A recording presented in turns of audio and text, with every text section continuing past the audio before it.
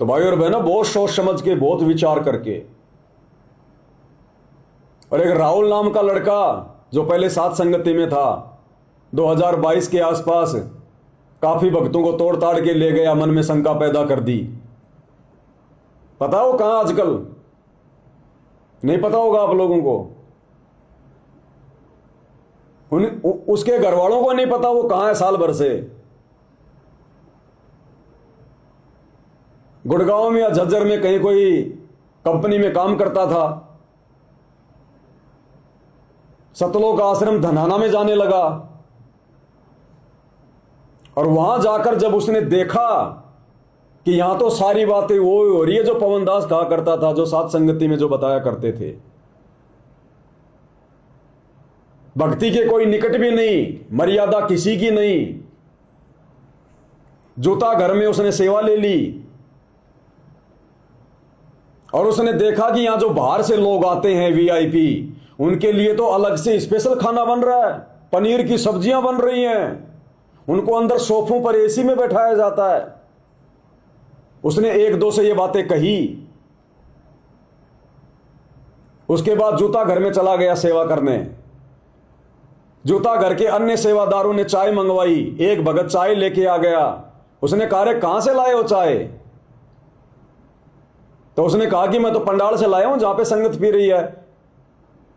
तो बाकी सेवादारों ने कहा कि हम वो चाय थोड़ी पिएंगे जो आम संगत पी रही है, हमारे लिए तो स्पेशल चाय बनती है, स्पेशल। तो राहुल ने इस बात पे ऑब्जेक्शन उठा दिया कि भगत जी, ये तो कहीं परमात्मा के मार्ग में नहीं है। तुम लोग खाना भी स्पेशल खाते हो, चाय भी तुम लोग स्पेशल पीते हो।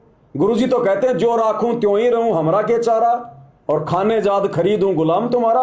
इतना ज्ञान तो उसको हो गया था सात संगति में। अब इस बात से वो बाकी सेवादार नाराज हो गए। उन्होंने ऊपर शिकायत कर दी मैनेजमेंट को।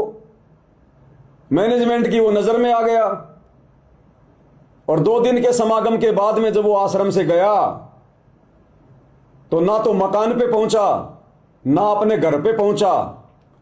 काफी दिनों बाद उसके चाचा ने, उसके घर वालों ने पूछना चाहा कि कहां है लड़का।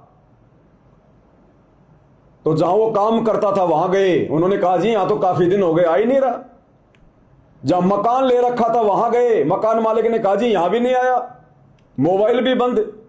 आश्रम में गया, आश्रम वालों ने कहा कि हमें नहीं पता।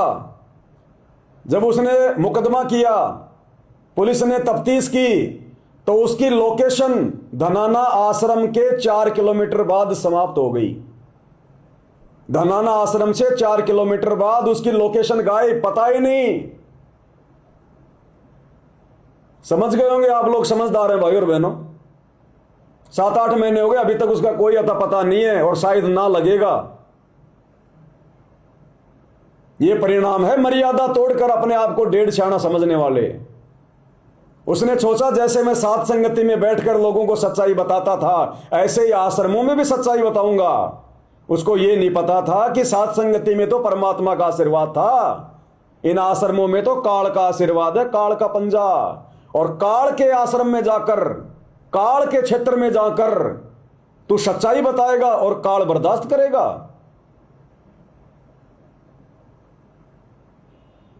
ये बकवाद नहीं चलेगी भक्ति मार्ग में भाई। ना जाने कितनों की टिकट कट गई ऐसे, कितनों की। कईयों के तो लाशें नहीं मिली।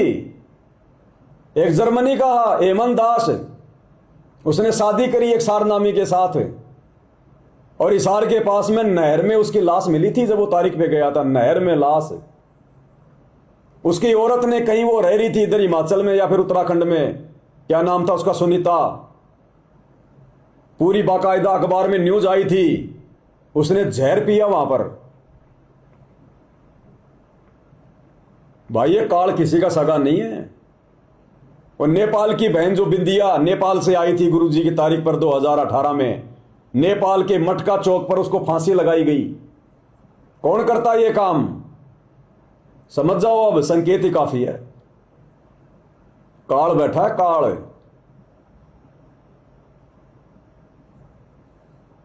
तो भैया मर्यादा विहीन व्यक्ति का, भगत का, गुरु जी कोई संगी साथी नहीं है।